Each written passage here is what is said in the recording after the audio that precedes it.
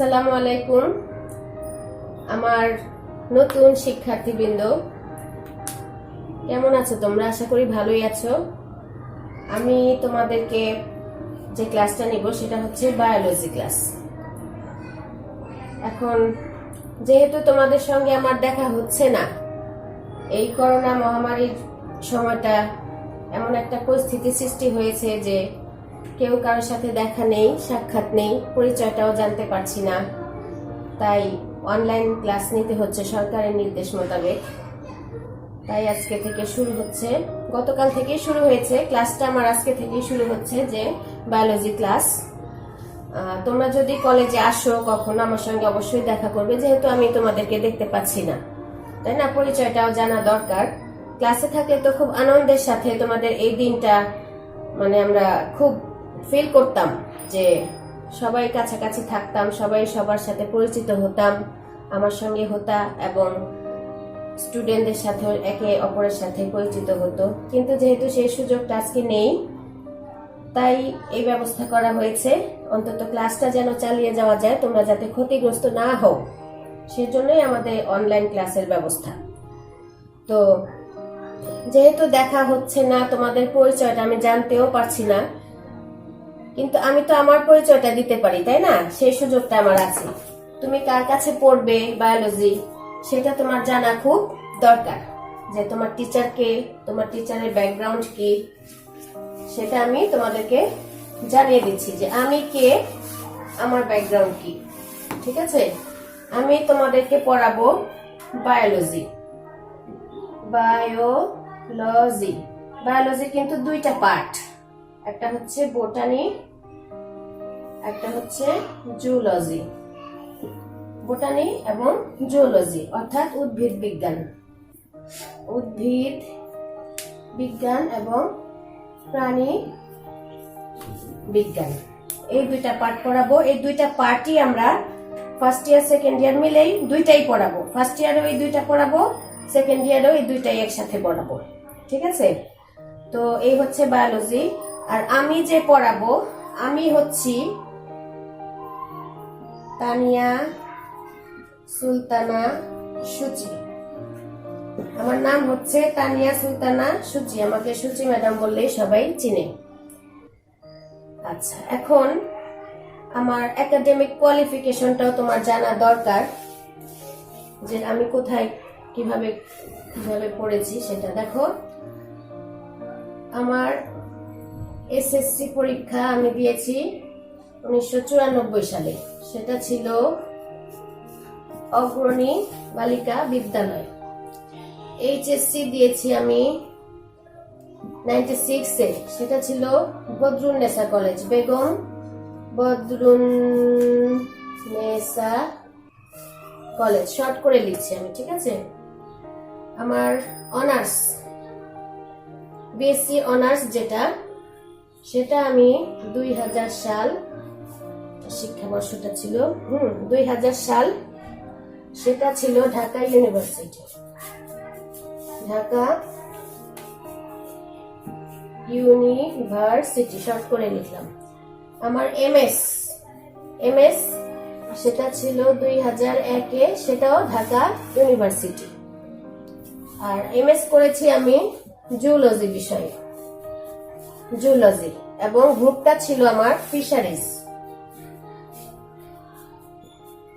Group নিয়ে আমি MS করেছি এবং ফিশারিজের উপরেই আমি থিসিস করেছি ফিশারিজের ইনডিউস ব্রিডিং।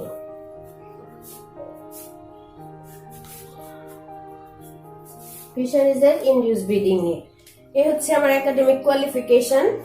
আমার নামটাও জানলাম, আমার পরিচয়টা জেনে নিলা তোমরা। আমার যখন সময় সুযোগ হবে আমি তোমাদের পরিচয়টাও জেনে নিব। আচ্ছা, আমরা যে বায়োলজি পড়বো, সেই বায়োলজির জন্য যে বইটা আমি সিলেক্ট করেছি সেটা হচ্ছে, দেখো এইটা।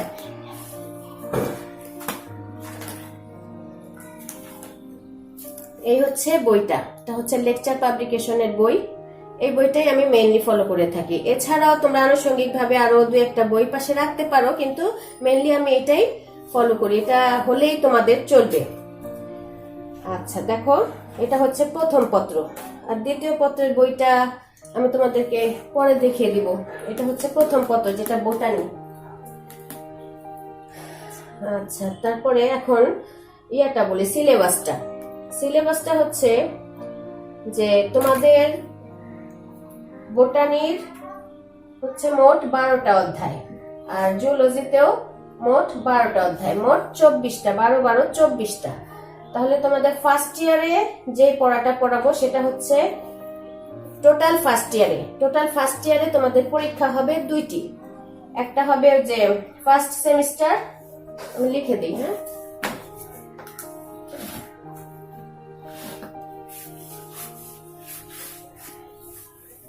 দেখো, ফার্স্ট ইয়ার এক্সাম হবে 2টা। একটা হচ্ছে ফার্স্ট সেমিস্টার, একটা হচ্ছে ফার্স্ট ইয়ার ফাইনাল।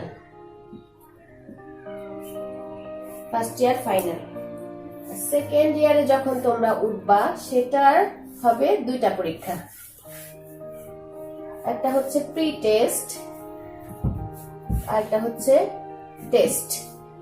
তাহলে যেহেতু আমরা 2টা পত্রই একসাথে পড়বো, বোটানি এবং জুওলজি 2 ইয়ারেই পড়বো, কাজেই তোমাদের সেভাবেই সিলেবাসটা আমি ভাগ করে থাকি, নিয়মিত এইভাবেই চলে যে এই টোটাল ফার্স্ট ইয়ারে থাকবে বোটানির 6টা অধ্যায়, হ্যাঁ, আর বোটানি, এটা হচ্ছে বোটানি, আর 6টা থাকবে হচ্ছে জুওলজি। এই টোটাল ফার্স্ট ইয়ারে 2টা পরীক্ষায় থাকবে হচ্ছে 6টা বোটানি, প্রথম 6টা বইয়ের প্রথম 6টা অধ্যায়, আর বইয়ের জুওলজির প্রথম 6টা অধ্যায়, মোট 12টা। তার মধ্যে আবার যে প্রথম সেমিস্টার পরীক্ষা দিবা সেটার মধ্যে থাকবে বইয়ের প্রথম 3টা অধ্যায় বোটানি এবং জুওলজির প্রথম 3টা অধ্যায় জুওলজি, মোট 6টি অধ্যায়। মোট 6টি অধ্যায় থাকবে এই ফার্স্ট সেমিস্টারে, আর ফার্স্ট সেমিস্টারে, আর ফার্স্ট ইয়ার ফাইনালে থাকবে বোটানির প্রথম 6টা অধ্যায় এবং জুওলজির প্রথম 6টা অধ্যায়, মোট 12টা অধ্যায়। এই হচ্ছে ফার্স্ট ইয়ারের এক্সাম সিলেবাস তোমাদের। এরপরে হচ্ছে সেকেন্ড ইয়ারে যখন উঠবা তখন সেটার, যেহেতু আমার ফার্স্ট ইয়ারে প্রথম 6টা অধ্যায় বোটানি শেষ এবং তারপরে জুওলজিরও প্রথম 6টা অধ্যায় শেষ, কাজেই তার বাকি যে 6টা থাকবে, আর বোটানিরও বাকি 6টা থাকবে, জুওলজিরও বাকি 6টা থাকবে। এই 6টা 12টা হবে তোমার টোটাল সেকেন্ড ইয়ারে। আসলে সবগুলাই হয়, যে টেস্ট পরীক্ষা হয় তোমার ফুল বইয়ের উপরে, আর প্রি টেস্ট হবে যে 7টা থেকে শুরু করে 7, 8, 9, ঠিক আছে, 3টা অধ্যায়, বোটানির 3টা এবং জুওলজির 3টা। আর টেস্ট পরীক্ষায় হবে তোমার ফুল বই পরীক্ষা, কাজেই তোমাকে সেইভাবে প্রস্তুতি নিতে হবে। এই হচ্ছে আমার সাবজেক্টের সিলেবাস। তোমরা আশা করি বই কিনে ফেলবে সিলেবাস জানলে। এখন তোমাদের যে করণীয়, রেগুলার তুমি আমার ক্লাসের সঙ্গে থাকবে। আমি যে ক্লাসগুলো নিব সেগুলো অবশ্যই প্রতিদিন দেখবে, এবং সেই সপ্তাহে প্রতিদিন দেখবে, এবং আমি যে পড়াগুলা পড়াবো সেগুলা তুমি অবশ্যই বই খুলে ফার্স্টে যে অধ্যায়টা পড়াবো সেটা ডিটেইল রিডিং পড়বে, কয়েকবার ডিটেইল রিডিং পড়বা। এই কারণে যে তোমার যেহেতু অবজেক্টিভ আছে, অবজেক্টিভের জন্য তোমাকে রিডিং পড়ার কোনো বিকল্প নেই। অবজেক্টিভ বলো, কয়ের প্রশ্ন বলো, জ্ঞানমূলক, তারপরে অনুধাবন, ক এবং খ, এগুলোর জন্য তোমাকে মাস্ট রিডিং পড়তে হবে। আর যে রিডিং পড়ে যে পটু হয়ে যাবে, যে এক্সপার্ট হয়ে যাবে, সে কিন্তু বইয়ের যে প্রান্ত থেকে প্রশ্ন দেয়া হোক না কেন তাকে কিন্তু আটকানো যাবে না। কাজেই আমি বলবো রিডিং পড়ার কোনো বিকল্প নেই। তুমি বইটা পাওয়া মাত্রই শুধু রিডিং পড়বা। রিডিং পড়তে তোমার দেখবা যে শব্দগুলা তোমার আয়ত্ত হয়ে গিয়েছে, তারপরে দেখবা সেন্টেন্স গুলা তোমার আয়ত্ত হয়ে গিয়েছে, তারপরে দেখবা যে প্রত্যেকটা চ্যাপ্টারে কোন কোন ব্যাপারগুলো আছে সেগুলো আস্তে আস্তে সবই তোমার আয়ত্ত হয়ে যাবে। তখন তোমার কাছে বইটা, এত বড় বইটা এতটুকু হয়ে যাবে, ছোট্ট হয়ে যাবে, মনে হবে যেন কত অল্প পড়া, প্রথমে মনে হবে অনেক বেশি পড়া, রিডিং পড়তে পড়তে যখন তুমি সেটা আয়ত্তে এনে ফেলবা তখন তোমার কাছে শর্ট হয়ে যাবে, পড়াটা খুব সহজ হয়ে যাবে। এটা হচ্ছে সহজ উপায়। আরেকটা টিপস হচ্ছে, বায়োলজি যেহেতু পড়বা, বায়োলজি পড়ার জন্য শুরুতেই ধাম করে মুখস্থ করবা না, হুট করে মুখস্থ করার প্রবণতাটা খারাপ। ফার্স্টে দেখবা যে এর ভিতরে কোনো চিত্র আছে কিনা, যদি চিত্র থেকে থাকে আগে চিত্রটা দেখবা, চিত্রটা টোটালি মনোযোগ সহকারে দেখবে। চিত্রটা দেখার পরে চিত্রের যে লেভেলিং গুলা থাকে সেই লেভেলিং গুলা, চিত্রের পার্টস গুলা যেগুলা যে নাম সেই লেভেল গুলা মুখস্থ করবে। টোটাল চিত্রটা যখন তোমার মুখস্থ হয়ে যাবে সাথে সাথে নিজে নিজে এঁকেও নিবা, আঁকবা, প্লাস চিত্র এবং চিত্রের লেভেলিং সব মুখস্থ করবা। তারপরে পাশে যে বর্ণনাটা দেয়া থাকে সেই বর্ণনাটার সাথে চিত্রে মিলিয়ে মিলিয়ে পড়বা, দেখবা যে তোমার 90% পড়া এমনিতেই কমপ্লিট হয়ে গেছে। তারপরে তুমি কিছুটা কিছুটা কিছুটা মুখস্থ করবে। এই হচ্ছে পড়ার টেকনিক। আশা করি আমার টিপসগুলা মনে রেখে সেভাবেই পড়াটা শুরু করবে। শুরুতেই হুট করে মুখস্থ করতে যাবে না, আগেই রিডিং পড়বা, তারপরে চিত্র মুখস্থ করবা, তারপরে সেই চিত্র অনুযায়ী সেই বর্ণনাটা মুখস্থ করবা। আচ্ছা, তোমাদের প্রথম অধ্যায় হচ্ছে কোষ সম্বন্ধীয়। কোষ, যেটা তোমাদের জন্য পুরাতন, তাই না? কোষ কিন্তু তোমরা সবাই পড়ে আসছো। এই অধ্যায়টা যেহেতু তোমাদের জানা, আমি খুব দ্রুত এগিয়ে যাব এই অধ্যায়টা।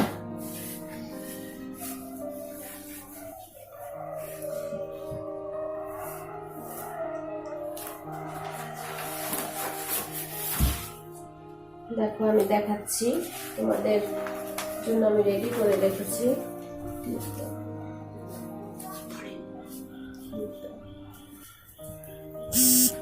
রেডি করে রেখেছি যে কোষ অধ্যায়টা।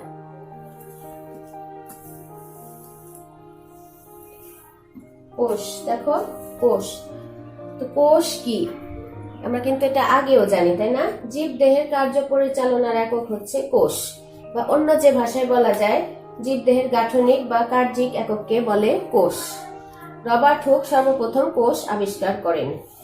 এছাড়া একটি সংজ্ঞা আছে যেটা কোষবাদ। দেখো, পৃথক পৃথক ভাবে উদ্ভিদ ও প্রাণী কোষের উপর পরীক্ষা নিরীক্ষা ও তাদের বৈশিষ্ট্য বিশ্লেষণের মাধ্যমে বিভিন্ন যৌগিক বা যৌক্তিক ধারণার উপর ভিত্তি করে কোষ সম্বন্ধে যে তত্ত্ব প্রদান করা হয় তাকে কোষবাদ বলে। ঠিক আছে, তাহলে কোষবাদ কাকে বলে? তোমাদের ক নাম্বারের প্রশ্ন আসতে পারে। এবার দেখো কোষ কি ধরনের, তার আকার আকৃতি কেমন হয়। দেখো, কোষ বিভিন্ন ধরনের বা বিভিন্ন আকার আকৃতির হয়ে থাকে, যেমন গোলাকার। গোলাকার কারা কারা হয়? আরবিসি কোষ, ডব্লিউবিসি কোষ। ডিম্বাকার, প্যারেনকাইমা কোষ পাখির ডিম। চ্যাপ্টা কোষ, ডায়াটম। মাকু আকৃতির কোষ, মসৃণ পেশি কোষ। বহুভুজাকার কোষ, এগুলো হচ্ছে যকৃৎ কোষ। দীর্ঘ প্রবর্ধন যুক্ত, সেটা হচ্ছে নিউরন কোষ, তোমরা এগুলি কিন্তু জানো। শাখাযুক্ত কোষ, সেটা হচ্ছে অস্থি কোষ। ব্যাঙাচি আকৃতির কোষ, শুক্রাণু। ঠিক আছে, এগুলি তোমরা জাস্ট জেনে রাখবা যে অবজেক্টিভে আসতে পারে বা তোমাকে ভাইভাতেও জিজ্ঞেস করতে পারে। নিম্ন শ্রেণীর জীব যেমন ব্যাকটেরিয়া, প্রোটোজোয়া ও কিছু শৈবাল দেহ একটি মাত্র কোষ দিয়ে গঠিত। তোমরা যে প্রত্যেকটা লাইন পড়বে, প্রত্যেকটা লাইন থেকে কিন্তু তোমাদের কিছু না কিছু জানার থাকবে, তোমরা সেইভাবেই পড়বে। শুধু রিডিং পড়ার খাতিরে রিডিং পড়বে না, প্রত্যেকটা লাইন তোমার ব্রেনে বসে যেতে হবে, যাতে তুমি কোনো একটা প্রশ্ন তোমার মিস হতে না পারে। তুমি সেইভাবে রিডিং করবা মনোযোগ সহকারে। ঠিক আছে, এবার কোষের প্রকারভেদ। ঠিক আছে, টাইপস অফ সেল, এগুলাও তোমরা জানো। দেখো, কোষের প্রকারভেদ বা টাইপস। কোষকে তিনটা জিনিসের উপর ভিত্তি করে এর ভাগ করা হয়, যেমন অবস্থান ও কাজ ভেদে। অবস্থান ও কার্য ভেদে, সে কোথায় অবস্থিত এবং তার কাজটা কি, সেই অনুসারে তাকে দুটি ভাগে ভাগ করা হয়। একটা হচ্ছে দেহকোষ বা জনন কোষ। দেহকোষের আরেক নাম হচ্ছে সোমাটিক সেল, আর জনন কোষের আরেক নাম হচ্ছে রিপ্রোডাক্টিভ সেল অথবা গ্যামিট। আচ্ছা, দেহকোষ, জীব দেহের অঙ্গ প্রত্যঙ্গ গঠনকারী কোষকেই বলা হয় দেহকোষ। অর্থাৎ আমাদের হাত পা, এই যে অঙ্গ প্রত্যঙ্গ গুলা, এগুলি যে কোষগুলা তৈরি করে সেগুলাকেই বলা হয় দেহকোষ। আর জনন কোষ, দেখো, যৌন জননের একক, কে বলা হয় জনন কোষ। জনন কোষ কি কি? জনন কোষ দুই ধরনের, শুক্রাণু এবং ডিম্বাণু। এটা হচ্ছে অবস্থান ও কার্যভেদে এর প্রকারভেদ কোষের। দ্বিতীয়টা হচ্ছে নিউক্লিয়াসের গঠন অনুযায়ী কোষকে ভাগ করা হয় দুটি ভাগে, অর্থাৎ নিউক্লিয়াসটি কি সুগঠিত নাকি সুগঠিত নয় সেটার উপর ডিপেন্ড করে কোষকে দুটি ভাগে ভাগ করা হয়েছে। একটা হচ্ছে আদি কোষ, একটা হচ্ছে প্রকৃত কোষ। আদি কোষের আরেক নাম হচ্ছে ইউক্যারিওটিক সেল এবং প্রকৃত কোষের আরেক নাম হচ্ছে প্রোক্যারিওটিক সেল। না সরি, এটা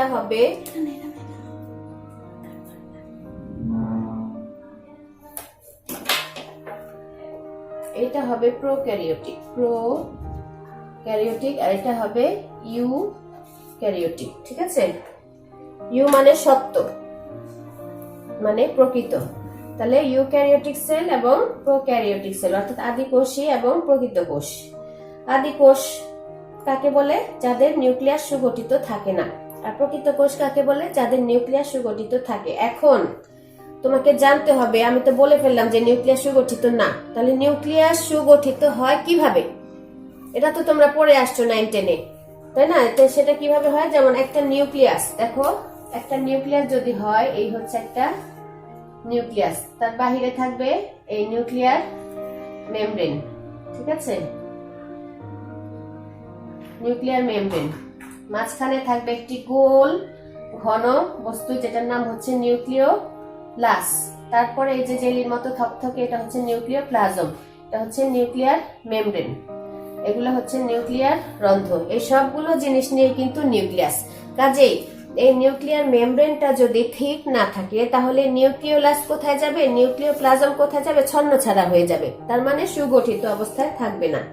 তাই নিউক্লিয়ার মেমব্রেন দ্বারা আবৃত যে ভিতরের সামগ্রিক জিনিসগুলো যখন সুগঠিত অবস্থায় থাকে সেই নিউক্লিয়াসটাকে বলা হয় সুগঠিত নিউক্লিয়াস। ঠিক আছে, এবার 3 নাম্বার দেখো, জীবদেহের গঠনের ভিত্তিতে কোষকে আবার দুটি ভাগে ভাগ করা যায়। একটা হচ্ছে উদ্ভিদ কোষ, একটা হচ্ছে প্রাণী কোষ। তাহলে উদ্ভিদ কোষ উদ্ভিদ দেহ গঠনকারী, মানে উদ্ভিদের দেহ গঠন করে সেই কোষগুলা, এবং জটিল কোষ প্রাচীর বিশিষ্ট। তার মধ্যে কি থাকবে? কোষ প্রাচীর থাকবে। প্লাস্টিড নামক কোষীয় অঙ্গাণু নিয়ে গঠিত কোষকেই বলা হয় উদ্ভিদ কোষ। অর্থাৎ দেখো, উদ্ভিদের দেহ গঠন করবে, প্লাস কোষ প্রাচীর থাকবে, প্লাস প্লাস্টিড থাকবে। প্লাস্টিড না থাকে কিন্তু উদ্ভিদ কোষ হয় না, যেহেতু উদ্ভিদের রং সবুজ, ওই প্লাস্টিডের মধ্যে ক্লোরোফিল থাকে, তাই উদ্ভিদ সবুজ হয়। তাহলে এই 3টা বৈশিষ্ট্য গঠনকারী উদ্ভিদী কোষগুলাই হলো উদ্ভিদ কোষ। এরপরে আসো প্রাণী কোষ। প্রাণী দেহ গঠনকারী কোষ প্রাণী ও বর্ণকণিকা বিহীন, কোষ প্রাচীর এবং বর্ণকণিকা বিহীন, কোষ প্রাচীর এবং বর্ণকণিকা অর্থাৎ প্লাস্টিক থাকবে না, এই সেই সমস্ত কোষকেই বলা হয় প্রাণী কোষ। তাহলে আশা করি তোমরা বুঝতে পেরেছো যে উদ্ভিদ কোষের প্রকারভেদ। ঠিক আছে, এরপরে যেটা জানবো সেটা হচ্ছে উদ্ভিদ কোষ এবং প্রাণী কোষের পার্থক্য।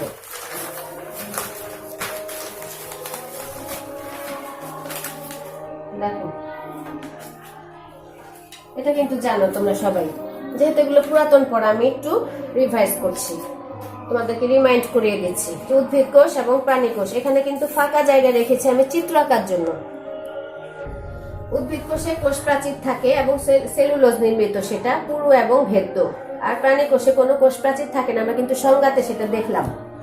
তারপর সংজ্ঞা থেকে আরো কি পেলাম? প্লাস্টিড থাকবে উদ্ভিদ কোষে, আর প্রাণী কোষে কোনো প্লাস্টিড থাকবে না। ভ্যাকুওল অর্থাৎ গহ্বর, কোষ গহ্বর, উদ্ভিদ কোষে কিন্তু মাঝখানে বড় একটি কোষ গহ্বর থাকে, আর অপরিণত কোষে এদের সংখ্যা থাকে অসংখ্য, আর পরিণত কোষে 1 বা 2টি থাকে এবং বড় আকৃতির। এবং আর প্রাণী কোষের সংখ্যায় অনেক কম, কোষ ভ্যাকুওল থাকে এবং ছোট ছোট হয়ে থাকে, যদিও থাকে সেগুলো হয় আকৃতিতে ছোট। লাইসোজোম উদ্ভিদ কোষে থাকে না, আর লাইসোজোম প্রাণী কোষে থাকে। এরপরে এখানে উদ্ভিদ কোষের চিত্র দিবে এবং প্রাণী কোষের চিত্র দিবে। তো আশা করি আমি আজকে যা যা পড়ালাম তোমাদের পূর্ব পরিচিত সব পড়াই, জাস্ট একটু রিমাইন্ড করলাম। তোমরা অবশ্যই এগুলো এমনিতেই পারো, তারপরেও তোমরা রিভিশন করবে, বই দেখে দেখে বইটা তাড়াতাড়ি কিনে ফেলবে এবং সাথে সাথে আমার সাথে সাথেই তুমি এগিয়ে যাবা। ঠিক আছে, তো পরের ক্লাসগুলো অবশ্যই আমার সঙ্গে থাকবে নিয়মিত। সবাই ভালো থেকো, সুস্থ থেকো, আল্লাহ হাফেজ।